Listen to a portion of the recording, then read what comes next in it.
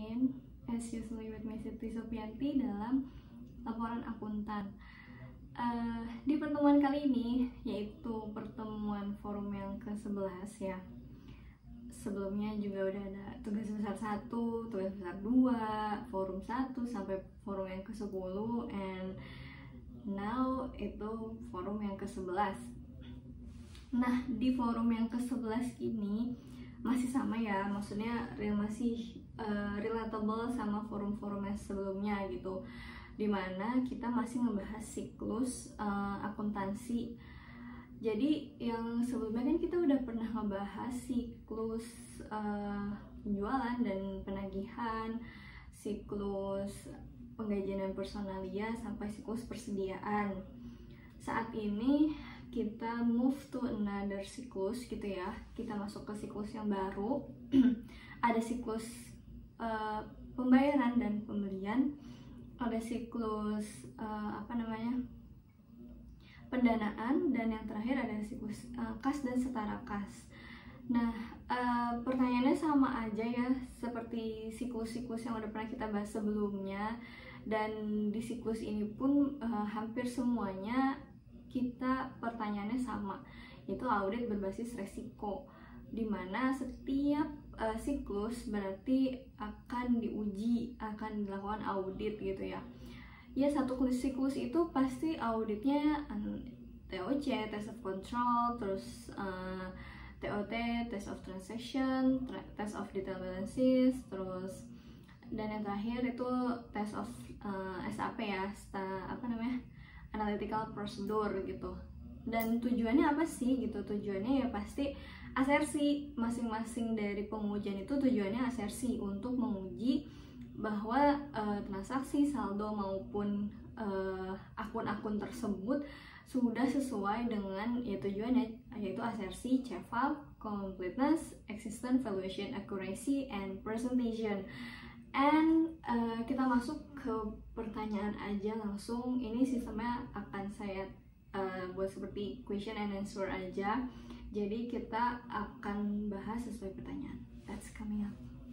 Nah, jadi sekarang kan siklusnya ada siklus pembayaran atau pembelian, terus siklus pendanaan dan pengembalian, dan yang terakhir ada siklus kas dan setara kas. Kita masuk aja ke siklus yang pertama, yaitu siklus pembelian dan pembayaran.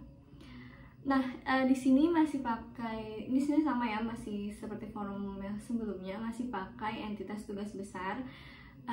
Yang sebelumnya saya memakai entitas tugas besar 1, untuk sekarang saya memakai entitas tugas besar 2. Dimana saya sebelumnya udah bikin video tentang entitas tugas besar 2 saya. Saya memilih PT 3 Pilar Sejahtera Food ya. Jadi kita sekarang pakai entitasnya Aisyah. Oke, pertanyaan yang pertama, jelaskan akun apa saja yang diaudit berkaitan dengan siklus pembelian dan pembayaran.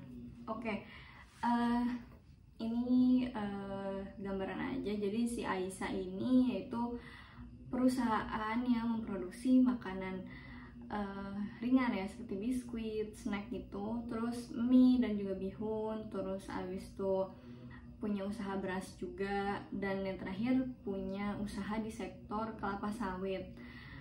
Jadi perusahaannya memang tujuannya sepertinya ingin membuat perusahaan dari hulu ke hilirnya ada gitu kan ya. Nah, itu udah dibahas di entitas tugas besar 2, kita nggak usah panjang-panjang. Jadi untuk menjelaskan akun apa saja yang akan diaudit dalam pembelian dan pembayaran. Oke, pembelian ini kan luas ya. Pembelian itu bisa pembelian bahan baku, bisa pembelian kebutuhan operasional ya, which is ini bahan baku sih relate-nya.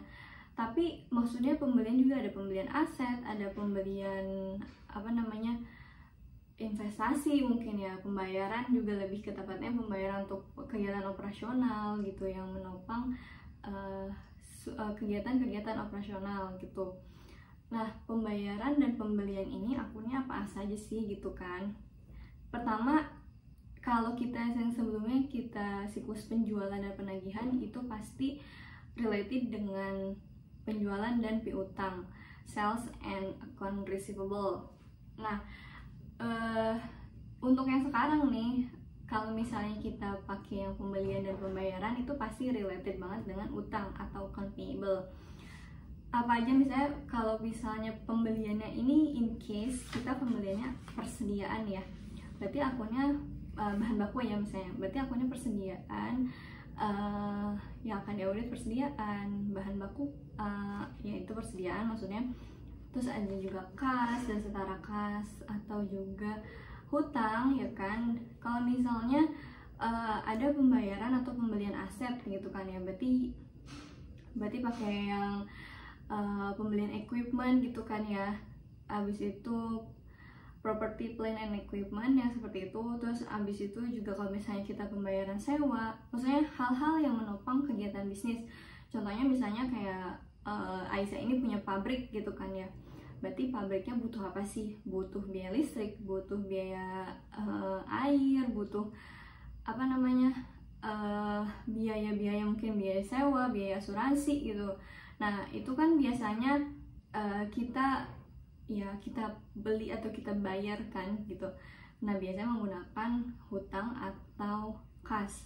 Jadi itu akun-akun yang memang nantinya akan diaudit dalam siklus ini gitu, in case di PT Aisyah ini ya gitu. Terus yang pertanyaan selanjutnya, jelaskan bagaimana proses pencatatannya siklus ini termasuk dokumen terkait dan jurnal akuntansi. Pencatatannya udah pasti pencatatannya metodenya accrual basis, karena sekarang sudah entitas itu udah pasti pakai accrual basis ya. Untuk kita ambil contohnya misalnya persediaan, berarti kan inventory pada account payable atau cash and cash equivalent.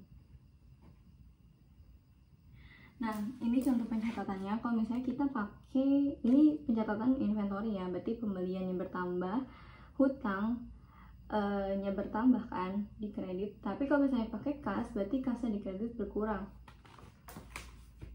Terus dokumen apa saja yang digunakan ya kalau misalnya pembelian kayak persediaan gitu ya, berarti kan itu udah ada. Jadi gini, ketika misalnya kita mau beli persediaan, udah pasti itu ada request dari bagian gudang atau PR, purchase request. Biasanya kan gudang juga melakukan stok opnam kan, maksudnya setiap bulannya di akhir periode gitu kan, tutup buku pasti lawan cash opnam. Apalagi ini perusahaan yang ada bahan bakunya gitu, beda sama perusahaan yang cuma perusahaan jasa. Perusahaan yang ada bahan bakunya ini kan harus diupdate terus nih stoknya gitu kan gitu ya. Berarti dilakukan stok opnam setiap akhir bulannya untuk ketahuan nih bahan-bahan apa aja yang misalnya udah berkurang dan memang harus dilakukan pembelian ulang gitu untuk menunjang kegiatan operasionalnya. Nah biasanya dokumennya berarti purchase request ya. Terus abis itu setelah misalnya udah kirim purchase request gitu, ditandatangani oleh bagian gudang, terus di approval juga misalnya oleh bagian pengadaan barangnya. Biasanya pengadaan barangnya masuk ke bagian procurement gitu. Ini saya kurang paham jelas sih kalau misalnya di perusahaan manufacturing seperti apa, tapi pasti ada bagian namanya pengadaan lah ya, procurement atau purchasing. Kalau procurement mungkin pengadaan barang-barang seperti aset tetap atau barang-barang vendor gitu lah ya istilahnya. Tapi mungkin kalau purchasing lebih ke sektornya ada bahan bakunya gitu. Ini correct me if I'm wrong ya. Jadi misalnya ada PR yang masuk ke bagian purchasing, terus ada purchasing juga misalnya.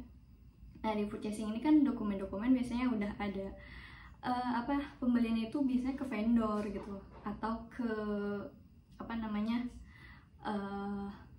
supplier gitulah ya. Jadi udah ada nih list suppliernya seperti apa. Berarti dari purchasing dibuatlah mungkin PO ya, purchase order. Berarti ada PO. Nah, purchase order ini berarti menggambarkan bahwa ini item-item yang akan dibeli, akan dipesan gitu. Nah, PO ini dikirim ke vendor, PO-nya berapa, terus nanti dari vendor berarti masuklah billing. Jadi kalau misalkan udah nih PO terbit di approval gitu kan ya, barang kirim dari vendor, terus abis itu ada terima barang kan, form penerimaan barang. Jadi ini ada form penerimaan barang, terus nanti selanjutnya dikirimlah billing atau tagihan dari vendor. Nah itu biasanya ini kalau kita pakainya yang persediaan. Nggak beda jauh sih kalau misalnya kita juga kayak bayar listrik gitu, apalagi sekarang listrik itu bisa auto debit dari rekening kantor gitu kan ya. Bisa aja mungkin kalau misalnya pakai jasa, misalnya ada gedung gitu kan, dari gedungnya bayar listriknya, berarti gedung atau manajemen building itu mengirimkan invoice berupa misalnya tagihan listriknya atau sewa gedungnya seperti itu. Nah itu dokumen-dokumen seperti itu gitu yang dibutuhkan nantinya untuk pembayaran. Juga misalnya bisa aja sih kalau misalnya vendor meminta bukti pembayarannya terus kita kirim, itu bisa juga, itu juga masuk ke dalam list dokumen yang dibutuhkan gitu. Jadi untuk melihat hutang ini sudah selesai atau belum transaksinya, sudah dibayar atau belum, buktinya mana gitu. Nah seperti itu. Yang ketiga, menurut Anda bagaimana sebaiknya pengendalian internalnya untuk mencegah terjadi kesalahan catat dan mencegah terjadinya kecurangan? Jadi menurut saya ya, based on causal framework gitu, berarti kan kita harus menilai risk assessment-nya, terus kita monitoring activities-nya, kita communication information-nya gitu kan ya. Nah untuk kita menilai resiko dalam siklus ini, yaitu siklus pembelian dan pembayaran, dimana kan kita melibatkan pihak ketiga yaitu supplier gitu kan ya. Terus kalau misalnya sewa gedung berarti ada manajemen building gitu. Nah di sini harus ada pemisahan fungsi dan tugas. Jadi nggak ada satu orang megang dua pekerjaan atau double job atau fungsi yang sama gitu kan ya. Nah ini bisa aja pemisahan fungsi antara, misalnya kalau misalnya kita pakai contohnya persediaan. Jadi di persediaan itu ada kan masuk ke gudang, terus masuk ke purchasing, terus yang terakhir accounting. Nah misalnya di bagian gudang ini nggak boleh orang yang sama dengan bagian purchasing gitu, harus ada pemisahan fungsi dan tugasnya. Jangan sampai orang purchasing ikut juga menerbitkan stok yang akan dibuat. Orang purchasing cukup menerima aja bagian dari gudang, permintaannya apa aja, selanjutnya bikin PO.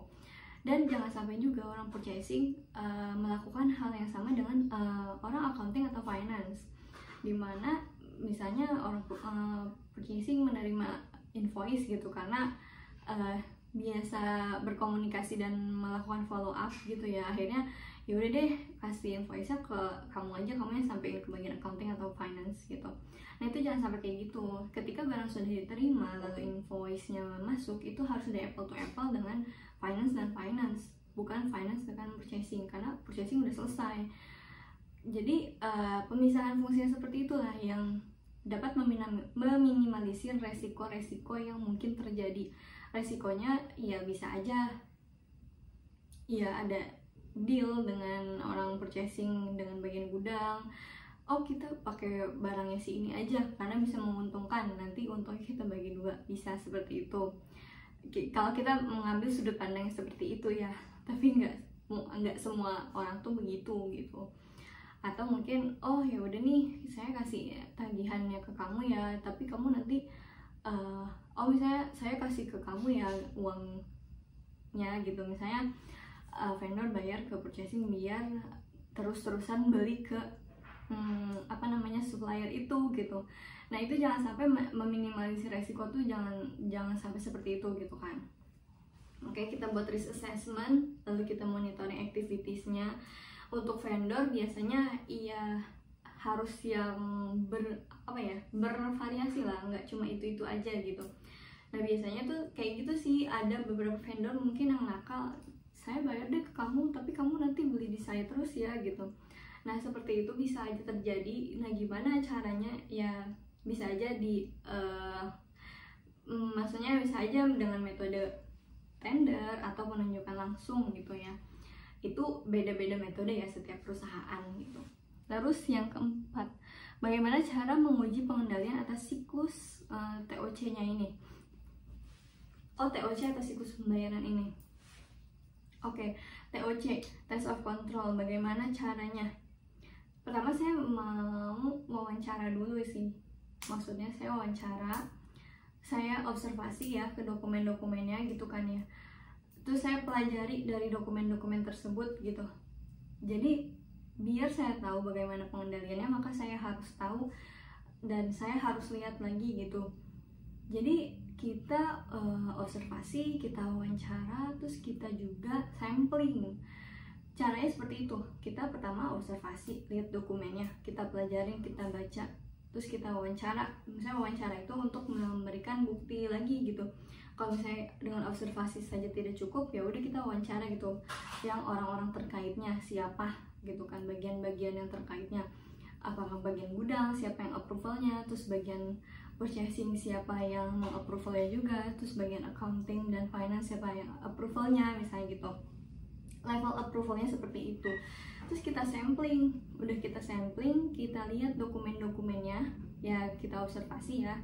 Terus kita bandingkan antara SOP dengan realisasinya gitu.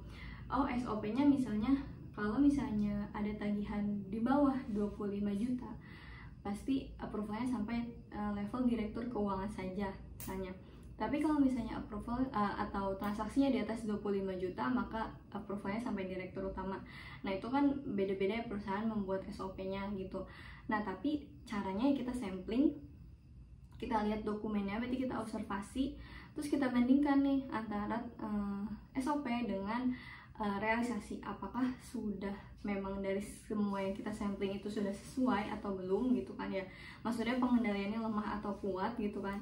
Kalau misalnya pengendaliannya lemah, berarti kita harus udah consideration nih, wah ini perusahaan pengendaliannya aja lemah gitu, berarti uji-uji yang lainnya harus lebih diperkuat gitu.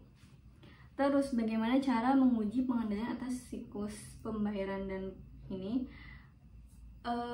transaksi, berarti TOT ya, benar-benar terjadi existence transaction of test of transaction itu benar-benar terjadi. Bagaimana caranya? Pertama kita sampling dulu sih, kita sampling mana yang, karena kan semua transaksi itu nggak bisa kita audit satu-satu karena memakan waktu yang cukup lama juga gitu. Belum akun-akun yang lain juga perlu diaudit gitu. Ya pertama kita sampling ya, sampling akun-akun yang berkaitan dengan pembelian dan pembayaran ini. Contohnya kas dan bank, utang, terus persediaan, terus apalagi yang bayar dulu deh baru ngutang gitu. Kayak gitu kita sampling. Setelah kita sampling, terus kita uji apakah transaksi ini benar-benar ada atau ini cuma transaksi bohong-bohongan gitu. Eksis enggak sih transaksinya gitu. Bagaimana cara mengujinya? Yang pertama pasti kita melakukan sampling dulu ya, kita sampling semuanya. Terus yang kedua kita lihat ke detail transaksinya gitu. Detail transaksinya seperti apa nih? Kalau misalnya di transaksinya aja nggak ada gitu kan, berarti ya kemana gitu. Misalnya di transaksi penjualan transaksi pembayaran tanggal segini gitu, misalnya pembayaran sewanya ada enggak nih, dokumennya mana gitu. Kita tracing, terus kita rekalkulasi, kita bandingkan juga antara transaksi, bukti, dan juga bisa aja GL gitu. Nah itu yang akan kita lakukan untuk melakukan test of transaction. Tapi kalau misalnya kita mau lihat transaksinya itu eksis atau enggak, benar-benar ada atau enggak, berarti kita lihat contohnya kalau misalnya pembelian persediaan ya. berarti ada barang masuk, ada barang yang diterima lah ya istilahnya. Berarti kita harus lihat tanggal 10 nih kita melakukan pembelian, bener nggak sih barangnya masuk ke gudang gitu. Kalau misalnya barang yang nggak masuk ke gudang, kemana nih, pembelian apa ini gitu. Berarti kita harus melihat dokumennya juga ya, kita observasi ke dokumen, terus kita observasi ke transaction. Kita kalau misalnya memang angka yang harus kita hitung ulang ada pajaknya atau enggak ya, kita mungkin rekalkulasi. Yang terakhir kita juga observasi ke bagian gudangnya ada atau enggak gitu. Kalau misalnya ada berarti transaksinya eksis gitu karena barangnya ada. Dan yang terakhir bagaimana caranya menguji bahwa saldo hutang supplier sudah tepat, valuation and accuracy, test of detail balances. Nah, sesuai ke kronologis ya, misalnya test of detail balances, berarti hutangnya benar atau enggak nih disajikannya gitu. Kita bandingin aja, antara GL, neraca, dan saldonya gitu. Kalau misalnya di GL atau di general ledger terus nggak sama di trial balance ya, kita harus lihat lagi sih, maksudnya kita harus cross check ulang, kita harus tracing gitu ya. Terus akurat atau enggak bisa kita lihat di confirmation, nilainya sudah sesuai atau belum, kita lihat di confirmation, kita kirim confirmation gitu. Misalnya untuk utang biasanya kita apalagi ada vendor-vendor tetap gitu ya, kita kirim confirmation aja gitu, bener nggak sih saldo utang perusahaan, contohnya Aisyah ini atau di vendor segini, kita kirim confirmation aja. Terus habis itu kita bandingin nilai yang kita terima dari hasil konfirmasi sama nilai yang emang ada di GL atau di TB gitu, kita bandingkan. Terus pas memang angkanya sama atau misalnya ada overstated ada understated, itu kenapa, bisa dikaji lebih ulang gitu lah ya. Nah seperti itu caranya ya. Kalau misalnya valuation and accuracy berarti sudah berarti kalau accuracy kita lihat dari hasil confirmation ya. Kalau misalnya valuation itu berarti sudah dicatat pada periodenya gitu. Misalnya ternyata punya utangnya 2019 gitu, tapi sebenarnya udah dibayar, tapi kok masih kalau misalnya di vendor masih ada, kenapa gitu, itu kan why gitu, itu red flags gitu. Jangan-jangan di sini sudah mencatat bahwa hutangnya sudah lunas tapi di sana sebenarnya belum gitu. Nah itu benar-benar sudah tercatat sesuai waktunya ya gitu. Terus yang terakhir, hal apa saja akan dilakukan pengujian analitis atas siklus ini.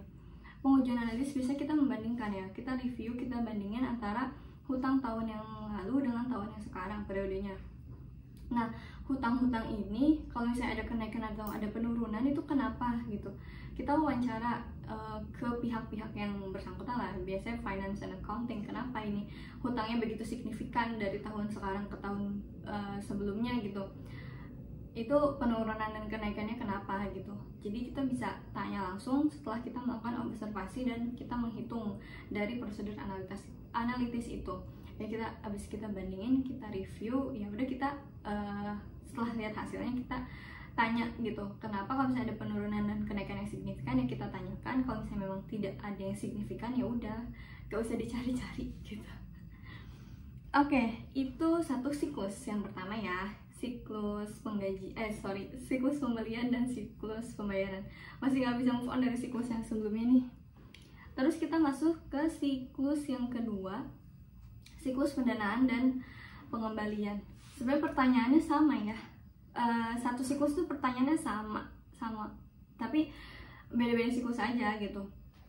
Yang siklus yang kedua kita masuk, kita akan jawab siklus yang selanjutnya kita masuk ke pertanyaan dari siklus yang kedua. Siklus yang kedua itu siklus pembiayaan dan pengembalian, financing. Terus pertanyaan yang pertama, jelaskan akun apa saja yang diaudit yang berkaitan dengan siklus pendanaan dan pengembalian. Oke, pendanaan berarti kita melihat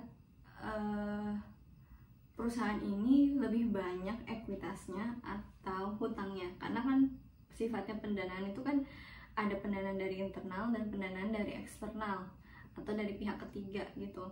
Karena ya kalau misalnya kita punya hutang ya pasti hutang. Nah hutang juga beda-beda ya, ada hutang yang emang kita pinjam sama anak perusahaan gitu, atau memang hutang kepada pihak ketiga. Nah itu beda-beda gitu. Nah contohnya misalnya kalau misalnya pendanaan ini berarti kan ya relate-nya sama hutang, tapi hutangnya hutang apa dulu, hutang jangka panjang atau jangka pendek. Nah tergantung ke kita pinjamnya ya, maksudnya pembiayaan ya, kita misalnya pinjam ke bank gitu kan pendanaannya, berarti itu masuknya ke klasifikasi hutang yang mana, hutang yang jangka pendek kah atau jangka panjang kah. Tapi ya tergantung terms of debt-nya gitu ya. Kalau misalnya memang itu masih 1 tahun gitu, berarti kan masuknya pendanaan yang jangka pendek. Tapi kalau udah lebih dari 1 tahun gitu, itu biasanya udah dikategorikan ke dalam jangka panjang. Nah akun-akun apa saja sih? Biasanya akun-akun liabilitas ya, liabilitas. Terus abis itu ya biasanya hutang ya, maksudnya kita lihat di kalau misalnya pengembalian berarti ada beban bunga, kalau misalnya kita nerbitin obligasi surat atau obligasi lah ya istilahnya. Ini akun-akunnya ada liabilitas, ada beban bunga, ada ya profitnya gitulah ya. Terus kalau misalnya kalau pengembalian itu jatuhnya mungkin kalau misalnya pakai ekuitas dividen gitu, tapi dividen ya emang wajib dikembalikan kan kepada pemegang saham.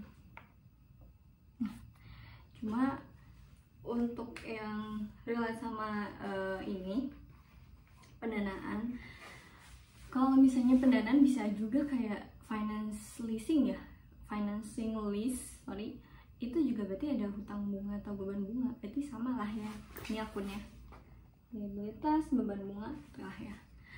Nah pendanaan di sini biasanya hutang peminjaman ya, pinjam. Berarti kalau misalnya kita mau, anggaplah si PT Aisa inilah ya, PT Aisa ini kan track recordnya itu manipulasi laporan keuangan atau fraudulent statement, Nah si Aisa ini kan memang niat awalnya mau expand bisnis gitu, akhirnya dia menerbitkan obligasi sukuk gitu ya, tapi ternyata bisnis yang dibangunnya itu melemah atau melesu sehingga menyebabkan consolidated performance-nya itu rugi gitu secara perusahaan keseluruhan.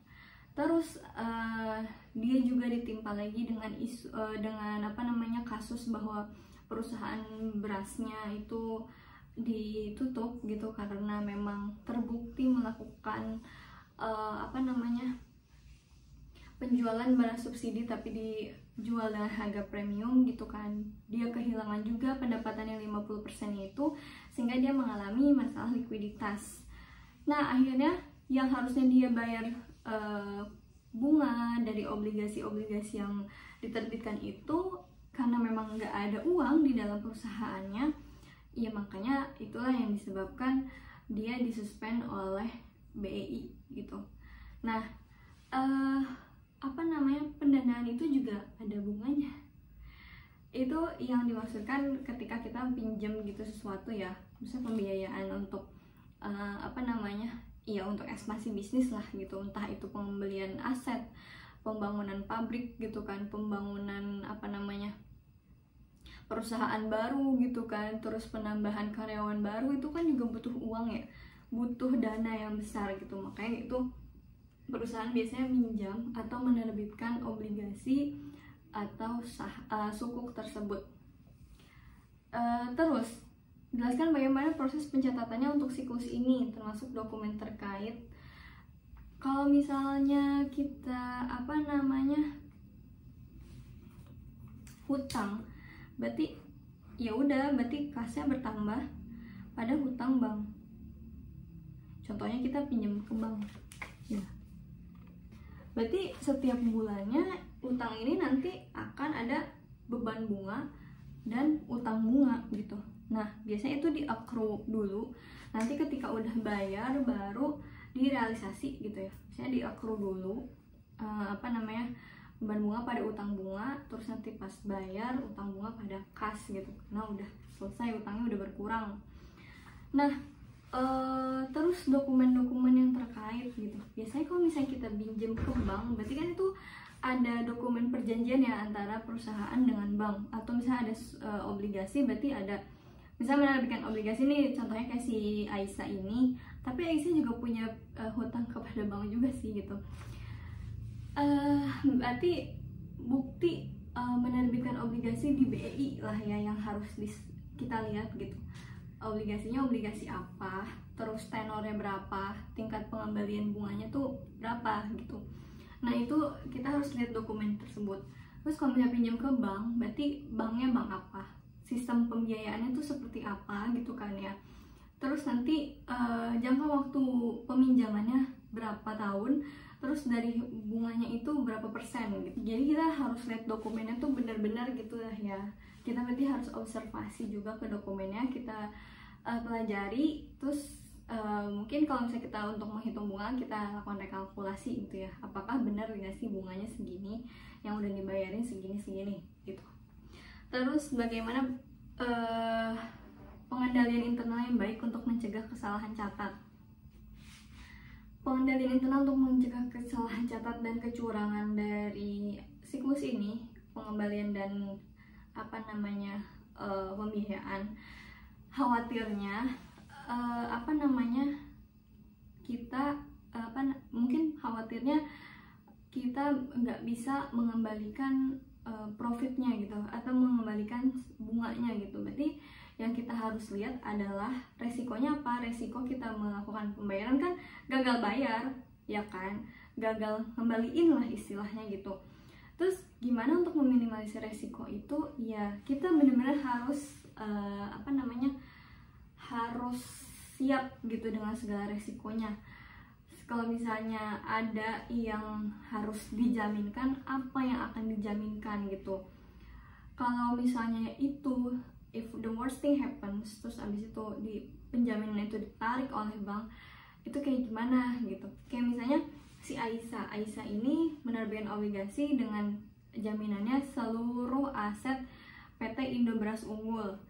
Ternyata Aisyahnya kekurangan uang atau ada masalah likuiditas dalam perusahaannya, terus niatnya mau menjual seluruh aset si Indobras Unggul, tetapi oleh pemegang obligasi itu nggak boleh gitu ya, karena ya kalau dijual dia mau ngebalikin uangnya tuh dari mana lagi gitu. Nah itu masih yang harus di consideration gitulah ya.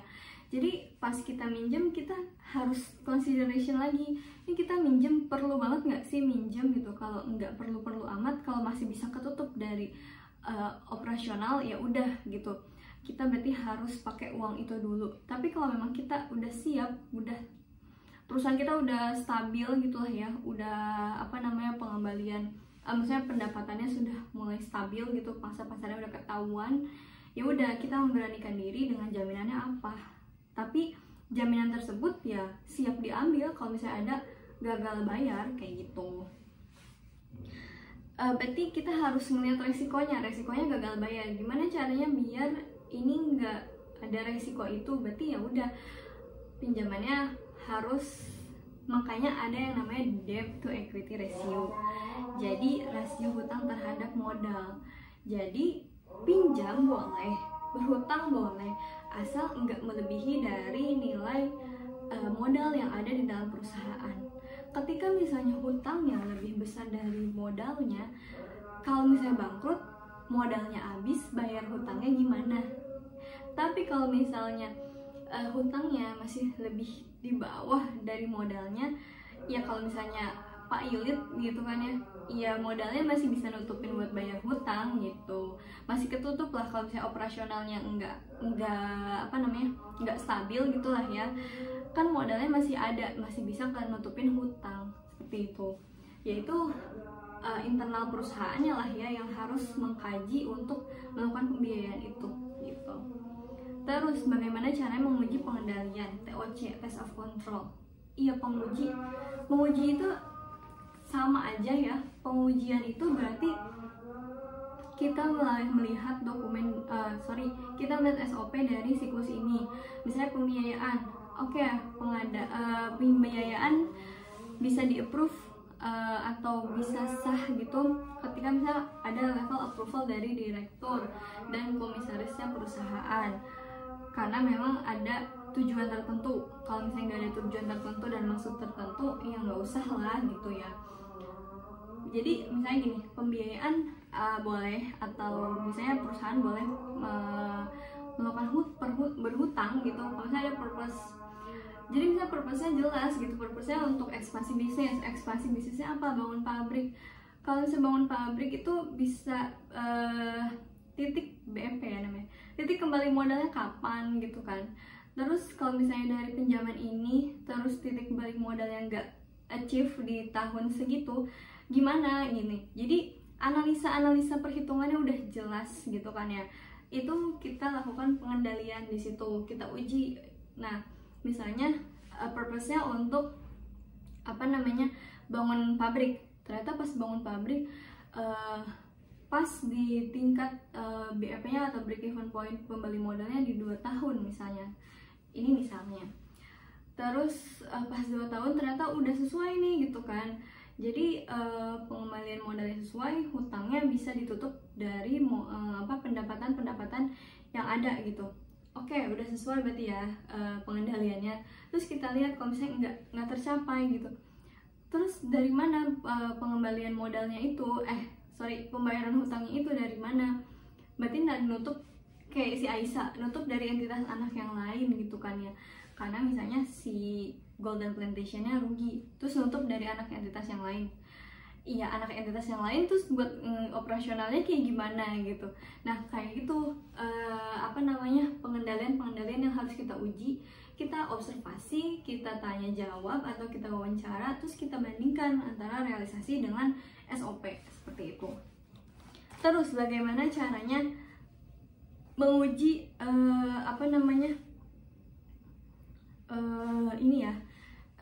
test of transaction-nya gitu dan asersinya.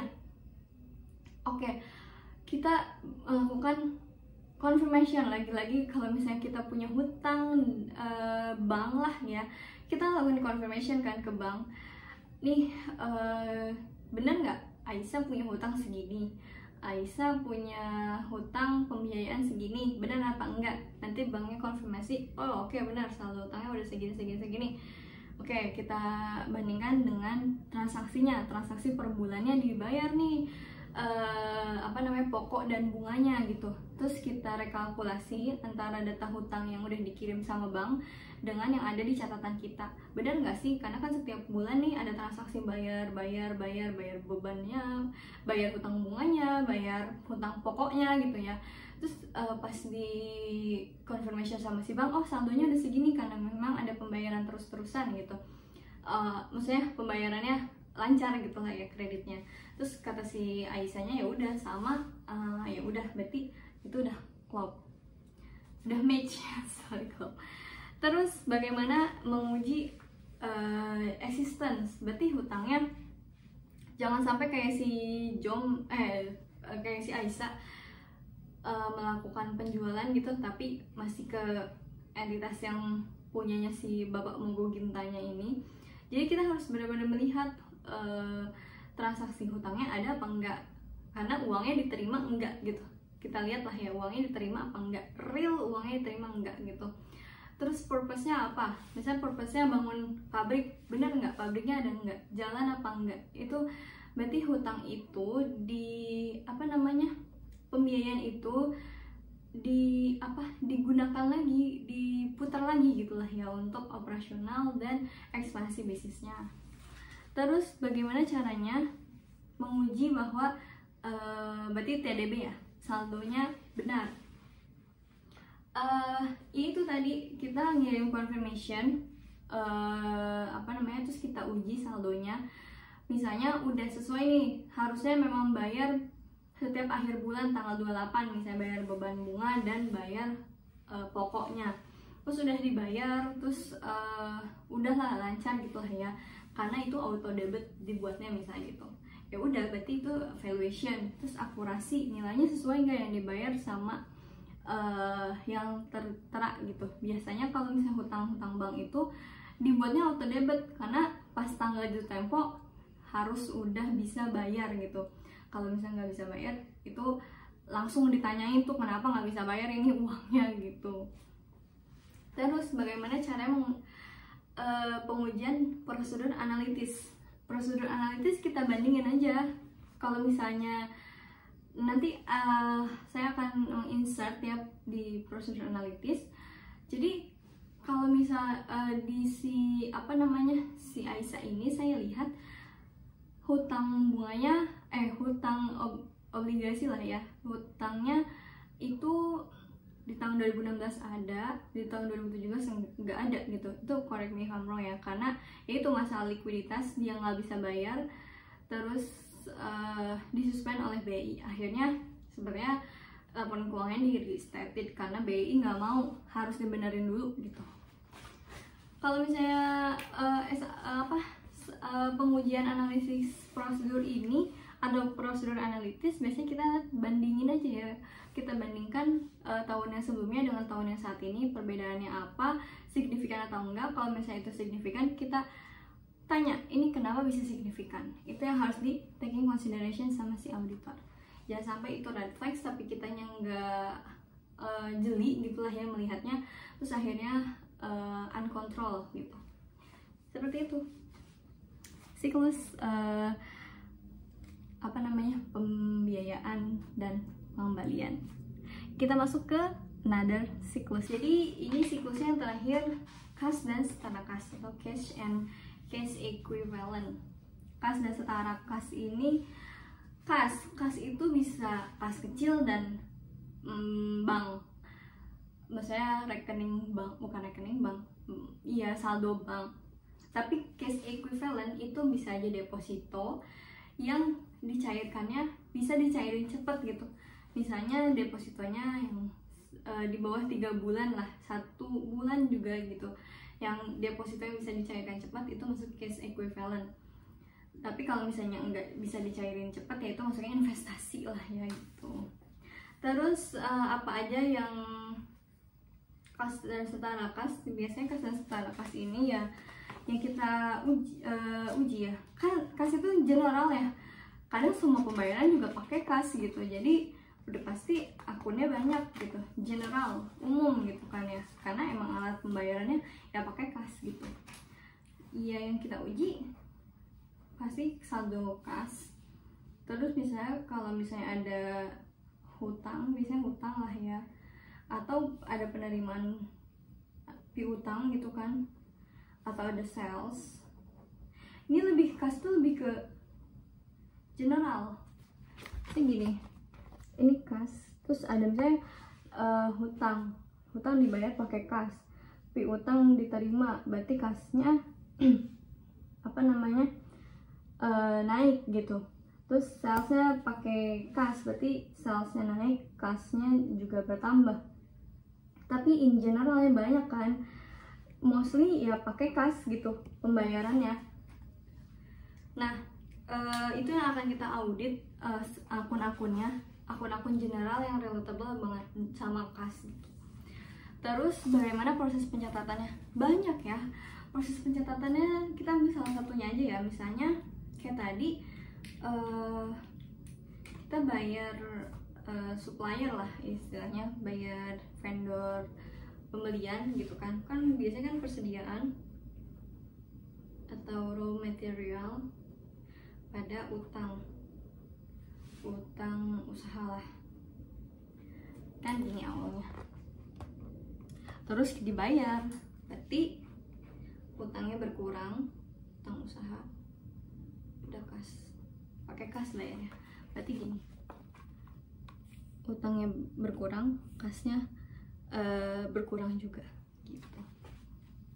Nah terus metode pencatatannya berarti pasti balik lagi ya, kalau kas berarti aktual yang dibayarkan gitu kan, misalnya berarti cash basis gitu. Kalau kas gitu misalnya hari ini ngeluarin uang buat bayar listrik gitu. Ya listriknya memang di-accrue dulu gitu kan ya, beban listrik pada utang listrik gitu ya, utang kantor atau utang usaha. Nanti hutang pada kas, itu kasnya mah cash basis gitu, based on uang keluar gitu. Terus dokumen terkait, wah kalau kas banyak. Kalau misalnya kas berarti dokumen terkaitnya rekening koran sama kalau misalnya pakai kas kecil gitu ya, bukti penerima atau bukti bayar lah ya istilahnya, apa ya, bisa aja kayak kwitansi sih kayak gitu. Terus bagaimana pengendalian internalnya untuk mencegah terjadi kesalahan catat dan resiko. Nah, kalau kas ini riskan banget menurut saya, karena saya pribadi pernah pegang petty cash gitu ya, dan itu menurut saya riskan banget. Tapi tergantung orangnya ya, maksudnya kayak reimburse, contohnya kita ambil reimburse itu, kalau misalnya kita nggak benar-benar teliti, itu reimburse bisa disalahgunakan loh. Misalnya ya udah dia reimburse tapi kegiatannya atau tujuannya malah bukan untuk tujuan perusahaan gitulah ya, bukan tujuan kegiatan operasional. Misalnya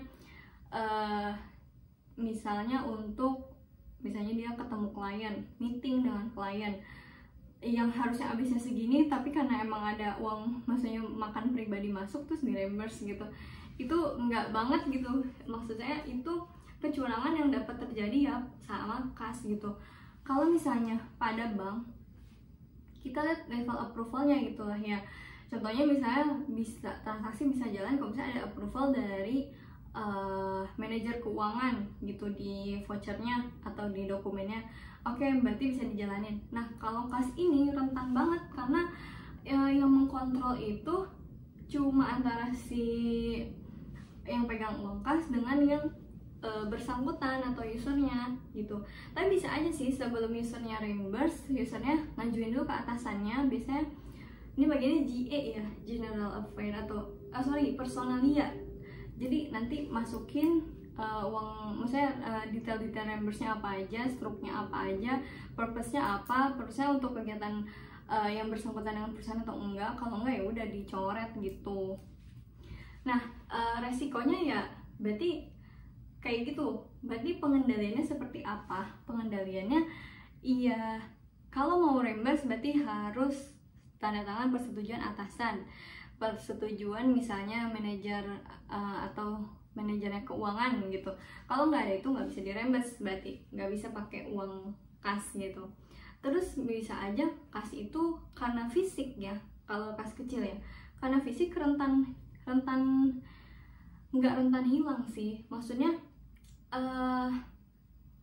bisa aja dicuri atau bisa aja diambil gitulah ya sama orang yang tidak bertanggung jawab gitu. Berarti setiap harinya kita harus melakukan cash opnam gitu. Berarti kas dibuka jam berapa, jam operasional kantor, terus pas orang yang bersangkutannya masuk gitu. Tapi kalau orang bersangkutan yang nggak masuk, berarti berkasnya nggak usah dibuka, terus kas tutup di jam segini gitu. Terus habis itu setelah tutup dilakukan cash opnam, besoknya pagi dilakukan lagi cash opnam. Seperti itu pengendaliannya ya, untuk menghindari resiko-resikonya. Terus bagaimana cara menguji pada tes siklusnya?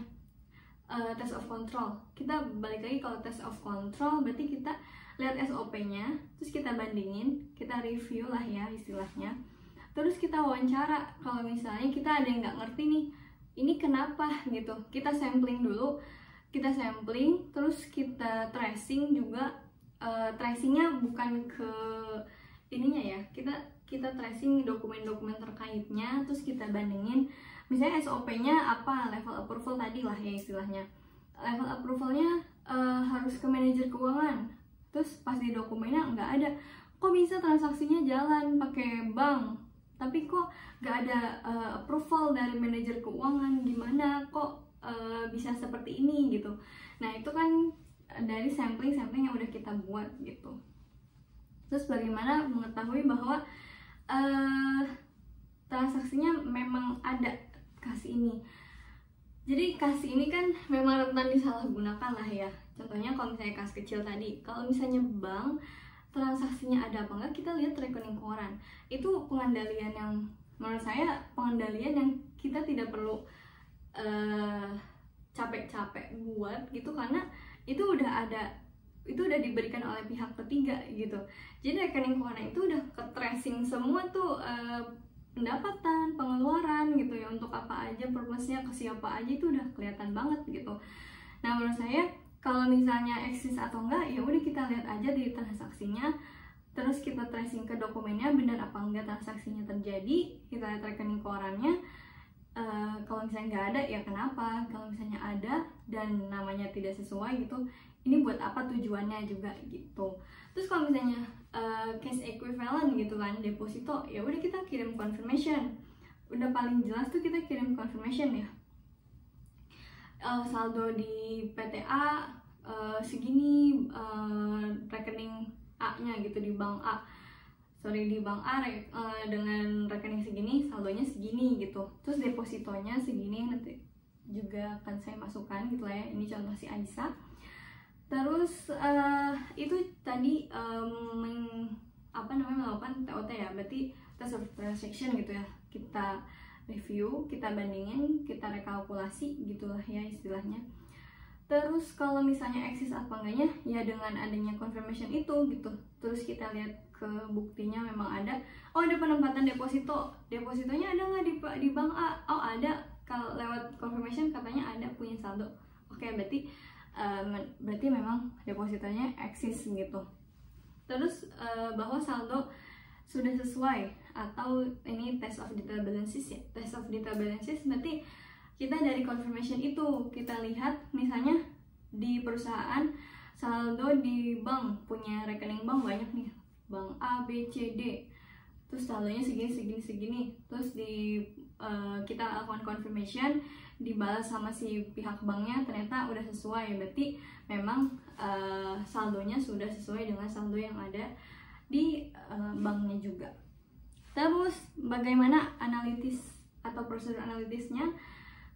Kita sama-sama bandingin aja, kita bandingkan dengan tahun sebelumnya dengan tahun saat ini. Kalau misalnya ada kenaikan atau penurunan yang signifikan, itu kenapa? Mungkin ada penempatan di deposito yang lumayan besar gitu, dengan tenor waktunya yang kurang dari 3 bulan gitu kan lah ya. Itu considerationnya apa gitu ya, itu yang harus kita tanyakan, kita bandingkan, dan kita review. Nah itulah dari ketiga siklus yang kita bahas di pertemuan yang ke-11 ini. Ini kurang lebihnya saya mohon maaf ya, karena saya juga masih belajar. In case saya juga ini cuma pakai laporan keuangannya PT Aisyah aja. Terima kasih sudah menonton video ini. Karena saya juga masih banyak belajar, jadi masih banyak kurangnya dan mohon dimaklumi. Terima kasih. Wassalamualaikum warahmatullahi wabarakatuh.